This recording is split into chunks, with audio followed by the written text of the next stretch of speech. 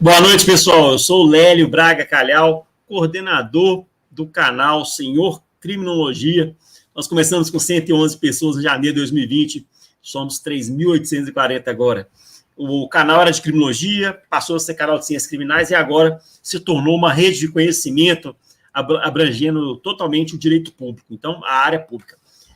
Gente, um prazer muito grande aqui, já vou chamar para a mesa o meu convidado, que é meu amigo, meu irmão, colega de Ministério Público de Minas Gerais, Vinícius Alcântara Galvão, que é um tribuno, um estudioso do Tribunal do Júri, um grande leitor de literatura mundial, desses livros que a gente vê sendo citado lá no plenário do júri, sempre pelos tribunos. E, Vinícius, eu te desejo um bom trabalho e eu quero que você abra aqui falando de como você foi tocado pelo Tribunal do Júri.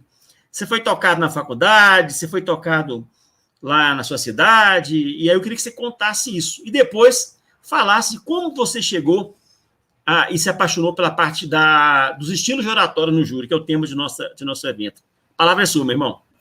Boa noite a todos. Inicialmente, eu agradeço ao meu amigo, meu irmão Lélio, que me fez o convite muito honroso de participar do canal Senhor Criminologia, que é um canal muito respeitado a nível nacional e internacional, com muitas pessoas de qualidade, proferindo as suas lives, as suas palestras acerca de vários assuntos relacionados ao direito público, ao direito penal e principalmente a esse encarte da cultura com a criminologia, com o entendimento do fenômeno jurídico de uma forma, diríamos, mais completa, mais plural ou mais holística.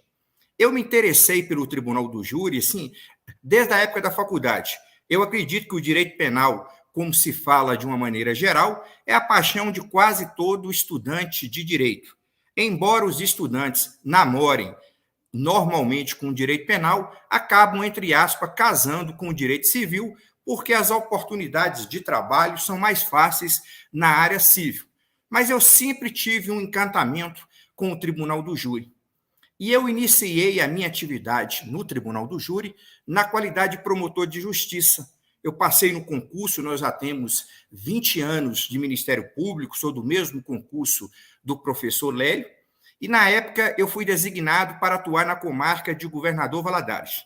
Eu me lembro que na época eu participei de uma sessão do júri com um colega muito valoroso de Valadares, que é o Leonardo Maia, e tinham 2 sessões do júri.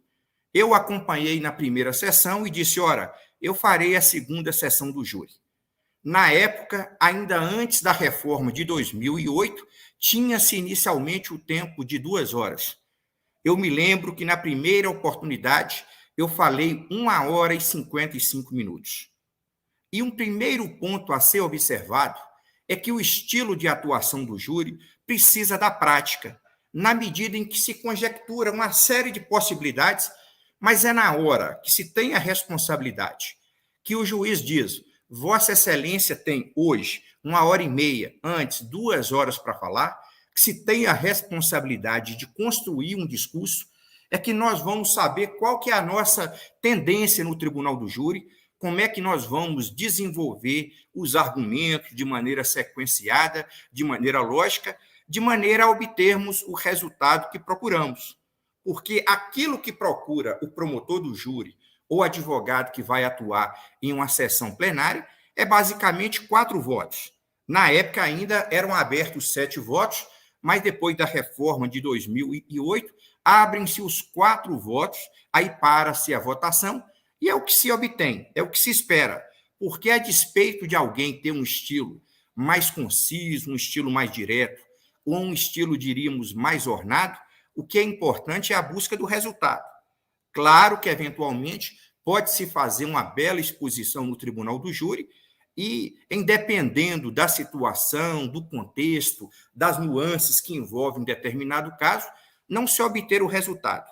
Mas o que busca, essencialmente, o profissional do júri, aquele que atua na tribuna, seja como advogado, seja como promotor, como procurador da República, é a obtenção de resultados, porque o estilo, os meios devem se adequar ao fim e o promotor, como tem a alta responsabilidade de defender a sociedade, de combater a vida, deve efetivamente conseguir resultados. Por isso que é importante o estudo da oratória, que é um assunto tão menoscabado durante a faculdade, nós não temos essa tradição. A retórica era ensinada nas faculdades brasileiras, de uma forma geral, até o final do século XIX, quando foi substituída pelo estudo das línguas clássicas, mas se deixou de se fazer uma avaliação acerca das exposições, da sistemática racional, e isso, obviamente, causa prejuízo ao tribunal do júri. Mas o júri, essa primeira oportunidade que eu tive, eu me senti bem. É fundamental nós nos sentirmos bem na atuação, nós nos prepararmos para aquilo que vamos fazer, efetivamente conseguirmos obter essa dinâmica daquilo que foi pensado e, de acordo com a dinâmica do júri, desenvolver o debate e aprofundar esse debate até as últimas consequências. Vinícius, conta para a gente qual que foi a experiência que você teve como membro do Ministério Público, como representante do Ministério Público, em escrever um livro sobre o Tribunal do Júri e compartilhar com a comunidade jurídica, né, especialmente os tribunos, as pessoas que têm, como você, uma grande paixão pelo júri, as suas experiências e as suas percepções. Eu percebi, Lélio, que existe uma literatura muito escassa. Há muitos bons autores, como na parte dos advogados, o Romeiro Neto, Evandro Lins em Silva, também de promotores, como Edilson Mogenor Bonfim, como Cordeiro Guerra, mas existe uma falta de aprofundamento na parte da oratória. Porque, veja, o estudante, aquele que se formou, aquele que é advogado, ou o promotor do júri, quando tem a responsabilidade de ter uns autos sobre a sua incumbência, ele vai desenvolver o seu raciocínio no tribunal do júri. Mas a maneira de exposição do raciocínio, ela não é estudada mais como disciplina. E nós vamos ver que existe uma série de autores, desde a antiguidade clássica, principalmente. Nós temos a principal sistematização teórica da matéria da retórica no grande filósofo grego Aristóteles, que basicamente é um filósofo seminal naquilo que se propôs. Ele escreveu sobre a política, sobre a ética e os seus fundamentos sobre a retórica, a sua sistematização dos pontos básicos do que é um discurso retórico. Ela se volta ao passado, à reconstituição, quais são as tendências, a figura do orador, da exposição, do auditório. Isso tudo foi analisado por Aristóteles, quando escreveu a retórica. Então, é muito importante que se busque esse conhecimento. Eu senti que existia e que existe essa lacuna que está sendo preenchida por bons nomes que estão desenvolvendo trabalhos na área da retórica, da oratória do júri, e eu senti que tinha um campo para isso. Inicialmente, eu escrevi um artigo na revista da Associação, que era um artigo que eu dizia o júri como instituição política. Eu expliquei até isso no início do meu livro, não como instituição política no sentido mais rasteiro ou pejorativo, mas como uma opção que tem o cidadão de dar a última palavra numa atividade de soberania do Estado, porque a definição jurídica de dar a cada um aquilo que é seu, definir o processo, tem que ter uma participação popular. O povo participa ativamente da escolha dos seus representantes no legislativo, no executivo, e é importante que haja essa participação no poder judiciário. E uma das formas de democracia direta, de participação ativa da cidadania, é o exercício efetivo do tribunal do júri. Esse primeiro artigo eu escrevi sobre essa perspectiva a partir de um ponto de vista de um autor que eu prezo muito, que é Alex de Tocqueville, que escreveu A Democracia na América, que é, sem dúvida, uma das principais obras políticas do século XIX. E depois eu escrevi um segundo artigo sobre o júri e a retórica, buscando decompor o discurso em suas partes, em seus pontos estratégicos ou em suas substâncias, para que possamos inferir quais são as dinâmicas lógicas que ocorrem ali. Porque, eu disse, o profissional do júri, seja um advogado, seja um promotor, que vai iniciar sua atividade na tribuna, Ele tem bons livros de processualística, como do Nutt, como do Valfredo, mas o mais importante, o aspecto mais difícil é da constituição de um discurso que seja um discurso respeitado, que seja um discurso orgânico, que seja um discurso sistemático. Então, para isso, é importante o aprofundamento numa matéria chamada retórica. Nós vamos ver, por exemplo, que um grande autor da língua portuguesa, dito por Fernando Pessoa como o príncipe da língua portuguesa, que é o Padre Vieira, era um grande estudioso de oratória. Ele estudava oratória 4 horas por dia, 2 horas durante a manhã e 2 horas à tarde, e fazia-se exercícios de retórica, treinava-se, e é como se fazer um preâmbulo, como se fazer uma iniciação, como se fazer uma peroração. Por isso que é importante, porque esse é o ponto nevrálgico, esse é o ponto realmente sistemático, o ponto mais sensível ao profissional do júri. Ao sentir que ainda existia e existe ainda um campo propício ao aprofundamento dessas questões, por exemplo, na parte da filosofia, nós vemos agora com Chaim Pepper-Hellman que existe a nova retórica, que, baseada em Aristóteles, busca mostrar como o direito é, antes de tudo, uma técnica de persuasão, de bom senso, de demonstração de valores que são levados no tribunal do júri a um ponto exponencial em decorrência de se julgar os crimes dolosos contra a vida, que, no dizer de Nelson Hungria, são a mais aviltante agressão contra o senso médio de civilização. Vinícius, você me trouxe uma dúvida aqui. Eu queria que você falasse como estudioso do Tribunal do Júri e da oratória. É possível que uma pessoa aprenda oratória estudando a fundo para ser um bom tribuno, ou vão ser bons tribunos somente as pessoas que nascem com esse dom? Você acredita? Como é que você vê isso? Porque eu já vi pessoas falar, não, fulano tem um dom, mas como que você vê isso aí? Eu acho que existe efetivamente uma capacidade de algumas pessoas que têm de serem mais claras na exposição. Mas, fundamentalmente, Lélio, existe uma necessidade de aprofundamento de uma matéria. Quando eu falo em retórica, nós vamos retomar ao tempo clássico grego, que é fundamental. Foi na Grécia Antiga que esse assunto ganhou um tomo realmente mais importante. Nós vemos que Platão, que é um dos principais filósofos ocidentais, era contra a retórica, porque ele entendia que a retórica não tinha um aspecto moral, que ela podia levar à valorização de conceitos que não eram positivos. Aristóteles, depois, vai dizer que toda técnica pode ser usada para o bem ou para o mal. Mas veja um ponto fundamental. O que é a retórica? A retórica é o estudo dos meios instrumentais de persuasão.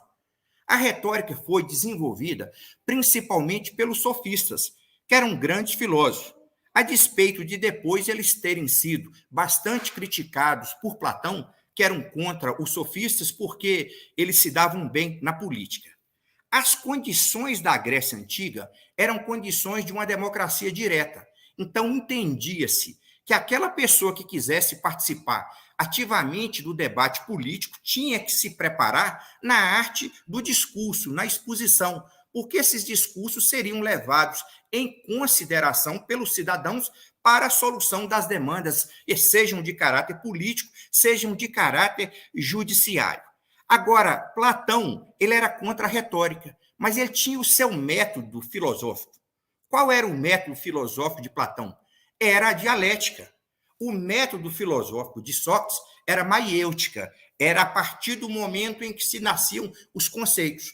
O método de Platão era a dialética, significando a dialética um método em que da discussão surgem os entendimentos que vão superá-la.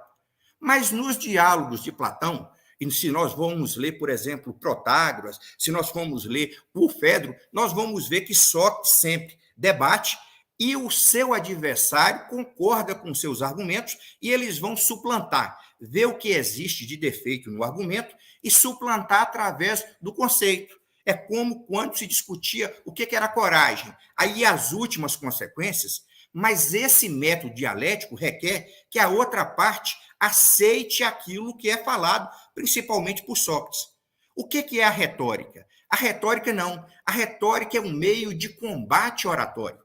E nós vamos ver que o que se leva às últimas consequências é a justificação persuasiva, é a justificação do acusado, por exemplo. E o método retórico, se nós formos olhar, ora, o método dialético de Platão é fundamental para a compreensão do direito enquanto uma ciência, uma disciplina, mas o método que se aplica na prática do júri ou na disputa judiciária é o método retórico. O direito evolui, principalmente a partir da época moderna, com Beccaria, dos delitos e das penas, com a compreensão de que deveriam ser extintos os meios inquisitoriais, como na época de Torquemada, como na época que tinham as ordalhas ainda, e se valorizar, sobretudo, o quê? O amplo debate, a ampla defesa e o contraditório. O que significa isso?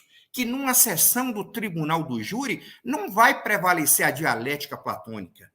O advogado ele tem que defender o seu acusado, porque se ele não fizer isso com denodo, o júri é anulado, porque a defesa vai ser meramente protocolar ou virtual. Eu participei de uma sessão do júri na comarca de Piranga, em que o advogado não se preparou devidamente para a sessão do júri. E a juíza, à época, de forma acertada, anulou o julgamento, porque era necessário que houvesse efetivamente uma defesa.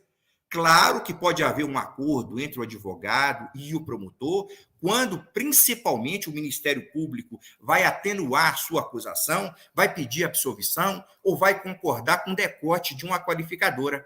Mas o advogado tem que estar preparado para defender o seu acusado. Se ele tem que defender o seu acusado, o que ele tem que buscar? Os métodos de justificação persuasiva. E o que nós vamos ver no período clássico? Um tema que era muito caro aos retóricos antigos era o tema da defesa de Helena. Helena foi a causadora da guerra de Troia. Eurípides, por exemplo, tem uma peça de teatro fantástica, As Troianas, em que ele mostra como é que se dá o julgamento. Goja, outros oradores antigos desenvolveram esse tema, mostrando que mesmo aquela que parecia ser a mais culpada de todos, de todas as pessoas, ainda tinha defesas, e que os advogados ou os tribunos teriam que procurar esse ponto de persuasão, de justificativas para defendê-la. Por isso que o método retórico é preciso que nós avaliemos as consequências do instituto. O método que vigora no direito, principalmente por uma valorização processual no direito moderno, é qual? É a defesa incondicionada do acusado. Todas as garantias do contraditório e da ampla defesa. Então, no tribunal do júri, é importante que todos os argumentos sejam levados às últimas consequências. O que predomina no tribunal do júri? A retórica e não a dialética. Ambos os conceitos têm definições precisas. Por isso que é importante nós buscarmos efetivamente quais são os entendimentos que devem prevalecer para que nós façamos uma avaliação. Então, eu acredito que para alguém desempenhar bem a função de debater, é preciso estudar o que existe de profundo nessa disciplina. Eu acredito que as pessoas, algumas vão ter um pendor, uma condição de exposição, de clareza, uma capacidade de conseguir deter a atenção dos jurados, porque isso é importante. O jurado, de regra, ele é escrupuloso, ele está ali disposto a ouvir, mas quem fala deve prestar o auxílio de fazer com que o jurado queira ouvi-lo. Quem faz uma narrativa tem que ser atrativo. Seja um filme, seja um livro, seja um professor dando aula. Você sabe, Lélio, que você é professor, que aquele professor que tem uma didática mais atrativa, ele consegue atrair, reter a atenção dos alunos muito mais do que o outro, que porventura tenha mais conhecimento. Então, essa capacidade de transmissão, ela tem um aspecto daquilo que é individual, daquilo que é próprio de cada pessoa, mas isso pode ser aprimorado, isso pode ser aprendido, e eu acredito que nós deixamos essa matéria de lado por muito tempo, e nós devemos aprofundar nos debates do Tribunal do Júri, Na lógica, essa lógica ela não é adstrita ao tribunal do júri. Eu me lembro, Lélio, que eu mencionei recentemente no Instagram de um fato que ocorreu na cidade de Congonhas. Veja que lá existe a maior obra artística brasileira de todos os tempos, que é o Santuário do Bom Jesus de Matosinhos, com os 12 profetas do Aleijadinho. Na época de 2011, havia uma intenção de que houvesse uma expansão da mineração para aquela área, para o Morro do Engenho. Esse Morro do Engenho é o que dá frente a essa visada da obra dos 12 profetas do Aleijadinho. E eu estava escutando um programa de rádio e eu fiquei perplexo ao escutar um político dizer que as montanhas não faziam parte do tombamento, que o tombamento do santuário era restrito unicamente ao santuário, de forma que, por esse prisma, poderia ser tranquilamente destruída aquela serra sem que houvesse qualquer infração ao tombamento. Eu disse, ora, para nós entendermos uma obra cultural, é preciso avaliarmos o conceito das próprias pessoas inseridas na cultura. E eu me lembrei de um poema de Oswald de Andrade, que dizia assim, no anfiteatro das montanhas, os profetas do Aleijadinho monumentalizam a paisagem. Eu disse, ora, o que disse o poeta? Que ao subir o adro, que lá é uma ladeira, ele viu uma amálgama, ou junção perfeita entre os profetas e as montanhas, resultando disso um algo a mais. Eu disse, ele continua, são degraus da arte do meu país, onde ninguém mais subiu. Bíblia de pedra sabão banhada no ouro das minas. Eu disse, forçosamente existe uma compreensão extensiva que mostra que o espaço das montanhas está de maneira indissolúvel ligada à proteção do adro de Bom Jesus de Matosinhos. Nesse caso, eu utilizei de 2 princípios retóricos. O princípio da autoridade, ao invocar um entendimento poético de Oswald de Andrade e dizer que a compreensão cultural deveria ser tirada do próprio meio cultural, e um outro princípio retórico, que é o princípio extensivo, de mostrar que, por causa dessa necessidade, forçosamente, o conjunto das montanhas está inserido na proteção do adro dos 12 profetas do Aleijadinho, que simplesmente se constitui como a imagem de Minas Gerais e maior obra artística brasileira de todos os tempos. De forma que a retórica ela não se restringe, ela não fica adstrita simplesmente aos debates do tribunal do júri. Ela é uma forma de racionalização dos entendimentos e pode ser tranquilamente exposta, e o deve ser em qualquer raciocínio jurídico. Vinícius, o nosso perfil aqui do canal está mudando. No primeiro ano, que foi 2020, as pessoas do canal, 90% eram pessoas de 40, 50 anos e homens. Hoje já está um pouco mais dividido, homens e mulheres. Nós temos 60% das pessoas de 40 a 50 anos, isso segundo o YouTube. E 30 e poucos por cento são pessoas de 30 a 40, ou seja, já está entrando mais gente mais nova. Mas aí eu pergunto o seguinte, quais são os desafios, Vinícius, na sua visão, para um profissional da advocacia, do MP, e da Defensoria Pública, de 40 a 50 anos, que nunca fez um júri na vida, como se preparar melhor e como encarar esse desafio da questão da oratória? Porque a gente que começou mais cedo, os primeiros júris que eu fiz foi como advogado criminal. Quando eu cheguei no Ministério Público, então eu já tinha visto, já tinha me colocado ali, né, e fui jurado também em Governador Valadares por 3 anos. Mas eu quero saber de você, como esse profissional que já tá com uma vida caminhada já na justiça, que está acostumado, igual você falou, muitos namoram, a gente viu isso na faculdade, namoram com direito penal e casam com direito civil. E aí, como enfrentar esses desafios, Vinícius? De 30, já assim, a meio caminho, quando a pessoa fala assim, não vou fazer júri nunca na minha vida, e surge esse desafio profissional para ele. Como é que você vê isso? Eu acho que existe uma vantagem, porque as pessoas que estão com mais de 30 anos, mais de 40 anos, elas têm mais conhecimento, elas tiveram tempo de acumular mais conhecimento. Eu acredito, Lélio, que o arco da vida, principalmente agora no século XXI, vai mudar bastante, porque as pessoas elas estão preparadas para viverem 80, 85 anos. Há uma mudança substancial no tempo de vida, de forma que existe basicamente uma idade adulta acima dos 50 anos. Veja que quando uma pessoa se aposenta com 52 anos, 51 anos, ela vai ter uma quantidade de anos pela frente, de forma que ela tem que preencher isso de uma maneira mais fértil. Agora, a questão da preparação é uma questão interessante. Se você for olhar, por exemplo, um poeta como Rimbaud, ele começou a sua atividade com 16 anos e com 19 anos ele acabou a sua carreira literária. Depois ele foi ser traficante na África, traficante de armas na África, e nunca mais quis voltar à poesia. Veja que é um dos maiores poetas do mundo, que começou aos 16 e terminou aos 19. Mas nós temos um exemplo na filosofia radioso, um extraordinário filósofo que escreveu a obra filosófica que foi a mais lida de todos os tempos, que é a Crítica da Razão Pura. Kant, quando escreveu a Crítica da Razão Pura, tinha 57 anos. Até aquela idade, ele era simplesmente, entre aspas, um bom professor universitário.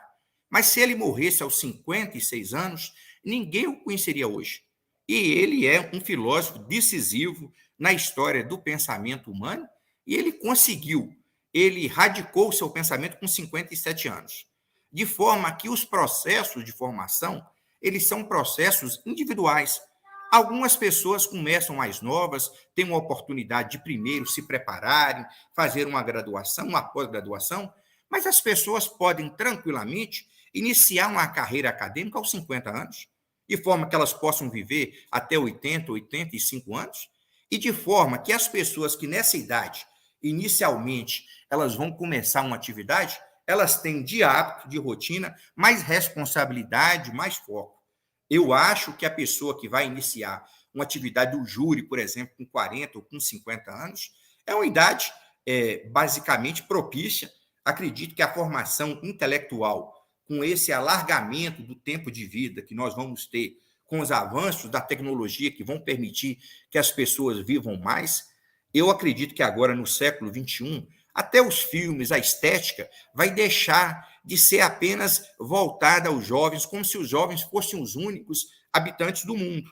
Há muitas pessoas que ainda têm muita lenha para queimar, como se diz. Ora, Kant, 57 anos, escreve a mais importante, a mais lida obra da filosofia de todos os tempos, que é a Crítica da Razão Pura. Então, acredito que o aprendizado é fundamental.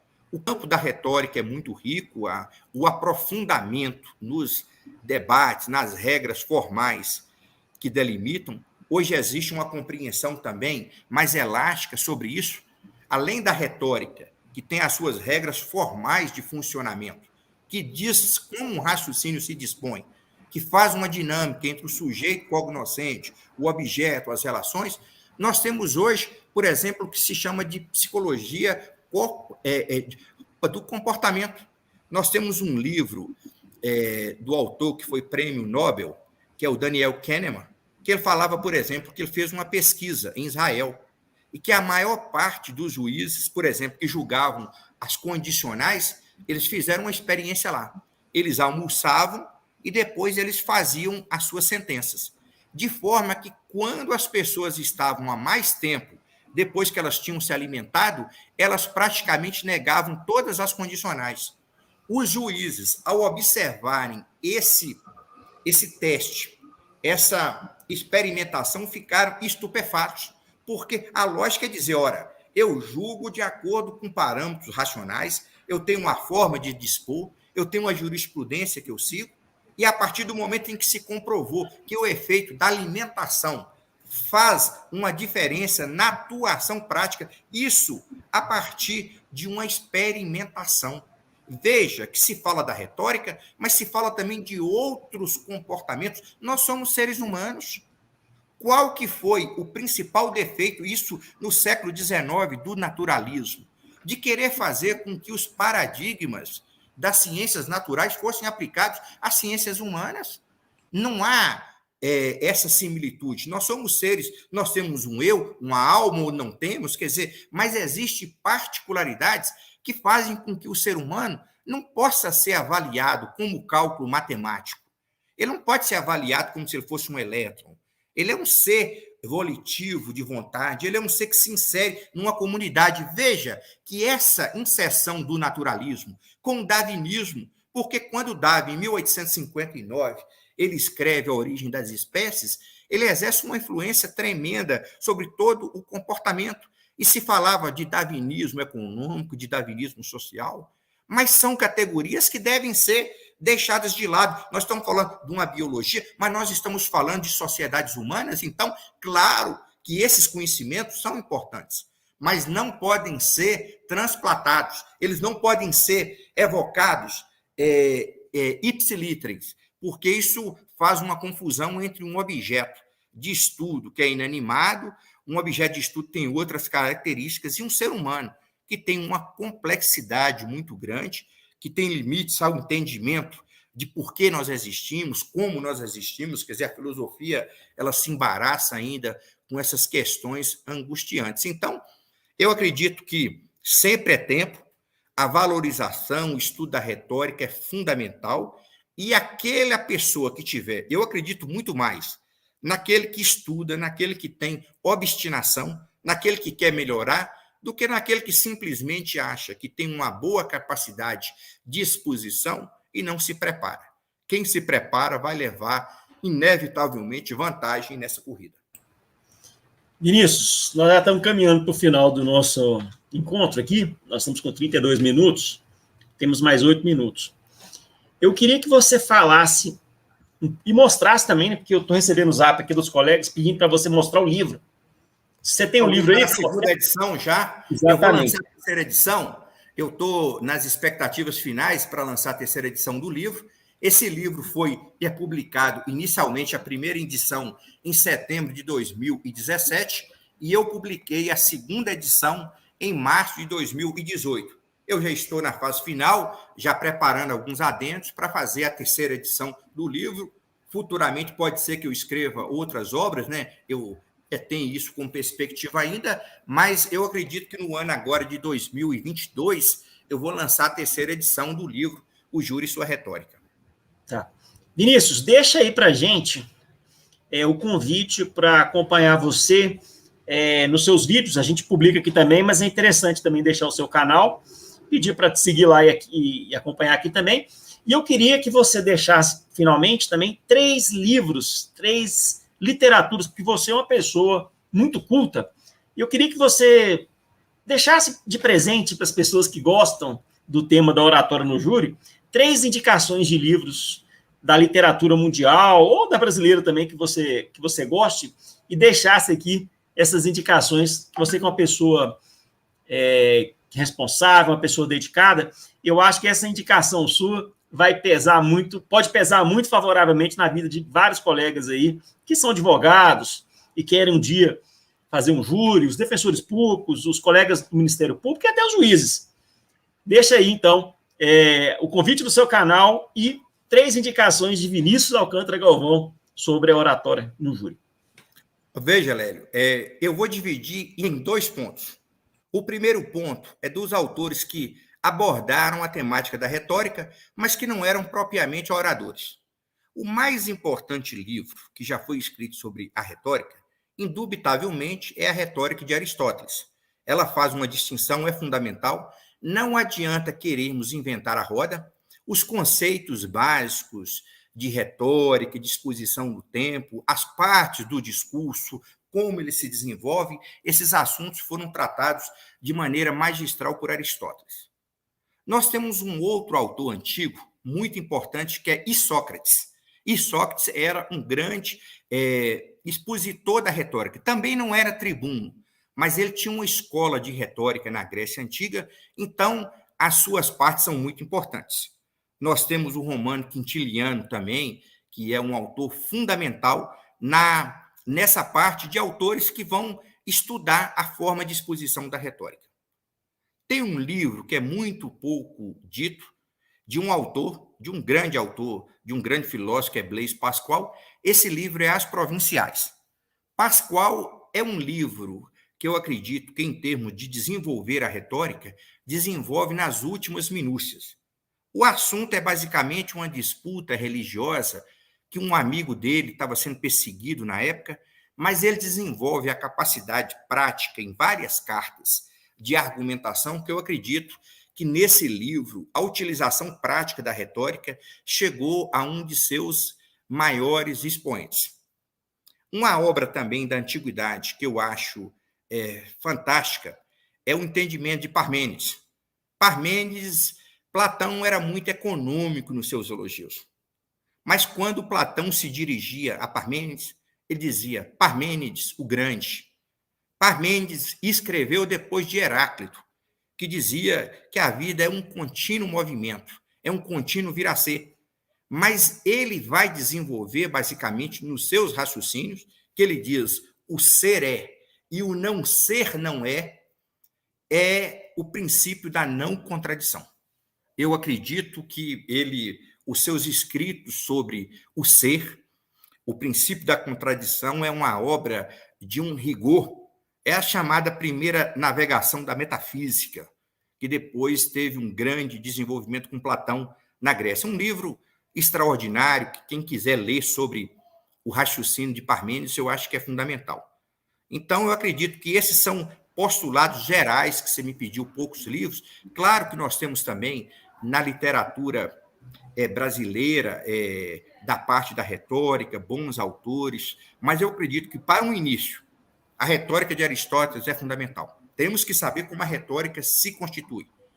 O estudo sobre os gregos é fundamental. A Grécia Antiga foi o momento em que a retórica cresceu. Veja, Lélio, antes de finalizar, eu queria fazer uma distinção. Quando se fala, por exemplo, dos princípios, nós devemos buscar os princípios, buscar como os institutos são, porque eles são da maneira que o são, não da maneira que gostaríamos que fosse. A partir do estudo do auditório, nós vamos efetivamente, ou dos instrumentos à nossa disposição, sabermos como o instituto funciona. E quando se fala, por exemplo, qual que é a ligação entre retórica e filosofia, retórica e literatura? Veja que na Grécia Antiga, Homero era uma enciclopédia. Ele não era um autor que tinha uma influência sobre as pessoas. Ele era basicamente uma enciclopédia que as pessoas recorriam para conhecimentos, desde conhecimentos técnicos até conhecimentos morais. Homero vai falar da valorização dos valores que se constituem da Eretê, da ira de Aquiles. Veja que nós estamos numa época ainda antes do cristianismo. Os valores gregos, altaneios e tudo, eles foram descritos por Homero. Agora, Homero ele está nessa poesia clássica inicial. Quem são os continuadores dessa poesia? São os oradores e os filósofos. Veja que eu disse, ora, a oratória surgiu como? A oratória tem uma natureza, uma gênese no discurso homérico, quando o Homérico fazia os seus hinos. E veja bem como eu digo, o que é forma? Forma é a constituição do discurso. O que é um discurso do júri? É um discurso que começa com cumprimentos das partes, tem aquele proêmio, tem o seu desenvolvimento e tem o seu final, normalmente com a peroração. Veja que essa forma de exposição foi decalcada dos hinos homéricos. Então, existe uma ligação umbilical, um nascimento entre a arte oratória, que os oradores seguiam esse ensinamento grego. Por isso que, quando se fala de um discurso no tribunal do júri, há um apelo poético, há um apelo de reverberar, há um apelo de buscar o entusiasmo, a participação das pessoas, porque esse discurso tem essas características. E veja uma característica fundamental que assemelha muito o discurso do júri ao discurso da Grécia Antiga. Quando se fala, ora, o discurso tem que ser mais racional ou mais emocional? As coisas têm que estar imbrincadas, mas a emoção nós vamos analisar. Como é, por exemplo, a definição do veredito no Brasil e nos Estados Unidos.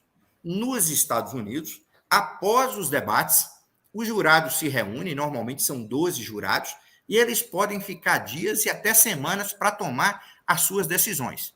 No Tribunal do Júri do Brasil, logo após os debates, o juiz faz a explicação dos quesitos e os jurados votam, de forma que um argumento emotivo ele ainda ecoa na mente do julgador, que vai julgar imediatamente após a exposição das partes.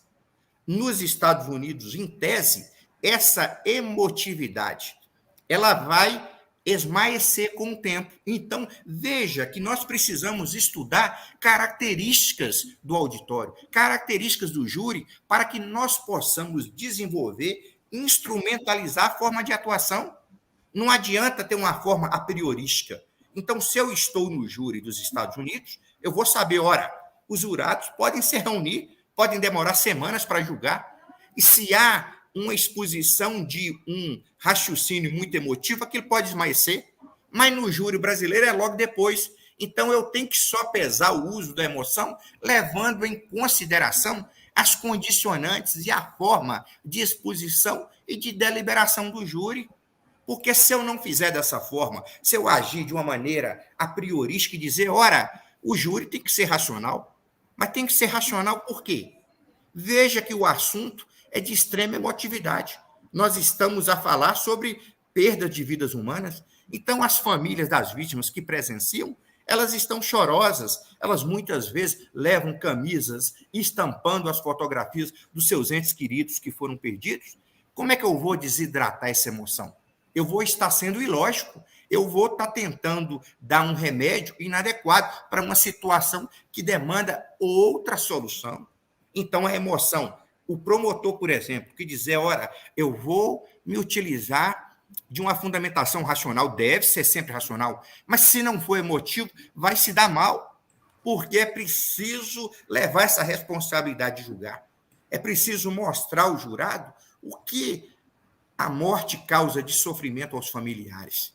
E saber, sobretudo, que o jurado vai julgar logo depois dos debates e que aquela emotividade que for carreada e que souber ser só pesada para o corpo de jurado vai ser levada em conta muito mais num julgamento brasileiro, que é feito logo após os debates, do que em tese, por exemplo, num julgamento dos Estados Unidos, em que há um hiato temporal entre a exposição dos oradores e a decisão que, quiçá, pode ocorrer semanas após o julgamento. Então, por isso que é fundamental, Léo, o entendimento do que é a retórica, de quais são os seus mecanismos. Quando se fala de emoção, é só para finalizar. Eu participei de uma sessão do júri, que era um réu, era um ex-policial, e ele era um júri composto, composto por 7 homens. Ele chorava a todo momento. Veja que, com o tempo, o júri demorou 4 dias. Se alguém chora perante uma outra pessoa, ela pode convidar essa outra pessoa à emoção.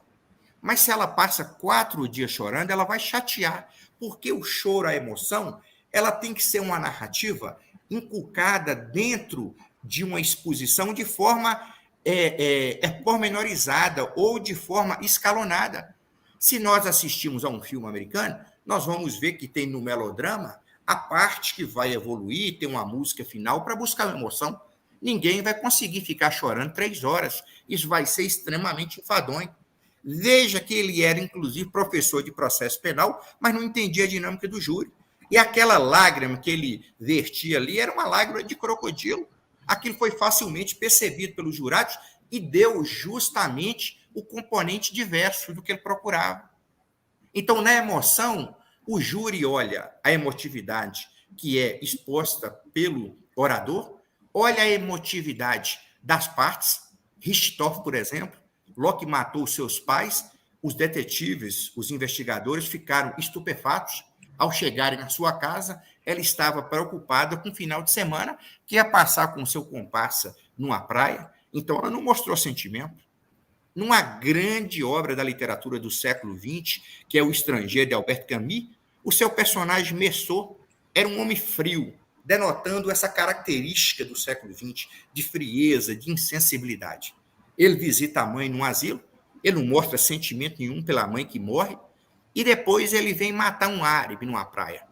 E quando o promotor estava no plenário do júri, o promotor disse, ora, esse homem que está aqui, no dia após a morte de sua mãe, ele estava numa praia, ele foi assistir uma comédia. Então, veja, a falta de sensibilidade pesou contra o acusado. No júri, isso é comum. Até 1940, nós tínhamos a dirimente da perturbação dos sentidos e da inteligência, que, infelizmente, foi algo que levou a muitas absolvições imerecidas. Mas o que nós temos hoje, como um traço do júri importante? A alegação de homicídio privilegiado, que é quando o réu ele mata logo em seguida a injusta provocação da vítima.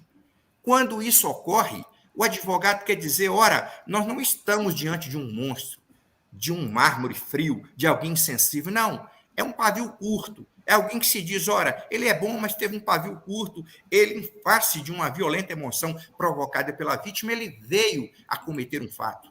Então, isso torna essa emoção no réu, demonstrada pelo expositor, que o réu é mais palatável, que se aceita alguém de pavio curto, que num acesso de emoção que não pôde controlar, que veio a matar.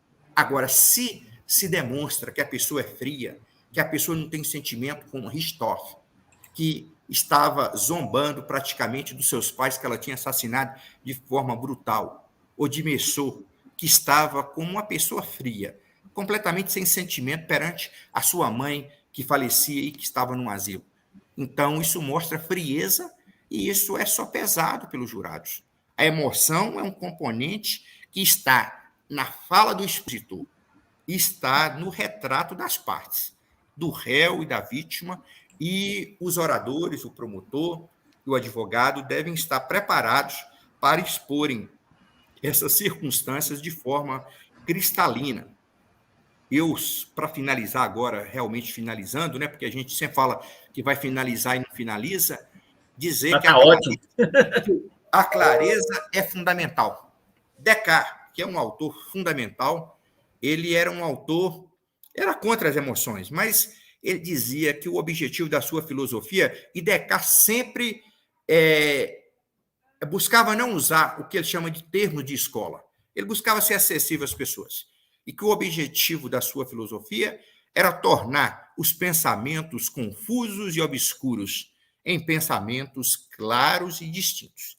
A clareza, a firmeza de exposição é a arma principal de todo expositor do júri, daquele que se prepara para esse momento único, singular na experiência jurídica, que é estar num tribunal do júri, perante os jurados, defendendo a sociedade, defendendo o réu, expondo raciocínios num julgamento que leva em conta a vida humana. Então, esse é um momento realmente único para aquelas pessoas que se devotam e que amam verdadeiramente o ofício do Tribunal do Júri. Vinícius, falta deixar os contatos do seu canal. Ótimo. O meu canal no YouTube é Vinícius Alcântara Galvão. O meu canal tem alguns vídeos, eu tenho algum tempo que eu não os produzo, mas em breve voltarei a publicá-los, né, com muita satisfação, com muita alegria. Esses vídeos são transmitidos também no canal Senhor Criminologia, que tem uma grande audiência, e são transmitidos também pela Associação Mineira do Ministério Público. Ambas as exposições, tanto a do canal Senhor Criminologia como da associação, me deixam bastante honrados. Eu tenho o meu canal também no Instagram, em que eu faço basicamente menções à retórica do Tribunal do Júri, um assunto com a junção com a cultura, com a literatura, mostrando que esses pensamentos todos eles são agregados. Essa maneira de fazermos com que eles sejam sedimentados é uma forma que às vezes facilita o estudo, mas dificulta a compreensão do ser humano. Porque o ser humano ele é um ser humano plural.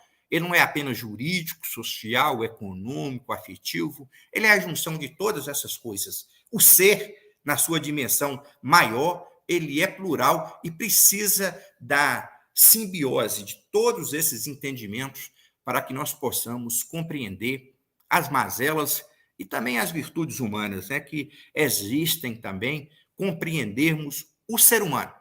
A literatura, a filosofia vai dar um passo além para compreender o ser humano. E a relação jurídica ela é feita por seres humanos. Então, nós devemos saber como são os comportamentos, a experiência, a observação arguta, o auxílio dos grandes pensadores, dos grandes literatos, é fundamental para nós termos bússola nesse entendimento e buscarmos, na área jurídica, sermos mais compreensivos e sermos mais e termos mais perspectiva. Porque essa visão do objeto jurídico restrita à lei, a interpretação crua, epidérmica, despojada de todos esses elementos, enfraquece e empobrece, desidrata a compreensão do fenômeno jurídico.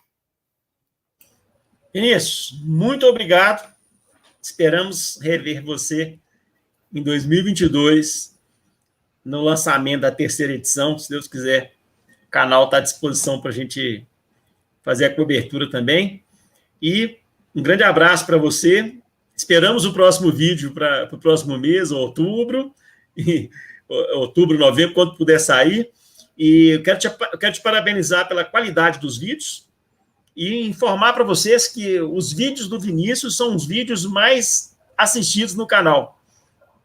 Então, isso é um motivo de orgulho muito grande para a gente, saber que o Vinícius está contribuindo de uma forma muito segura, muito responsável para o conhecimento de todos vocês também. Vinícius, grande abraço e até a próxima. Tchau, tchau, gente. Um abraço. Um grande abraço. Boa noite a Valeu. todos.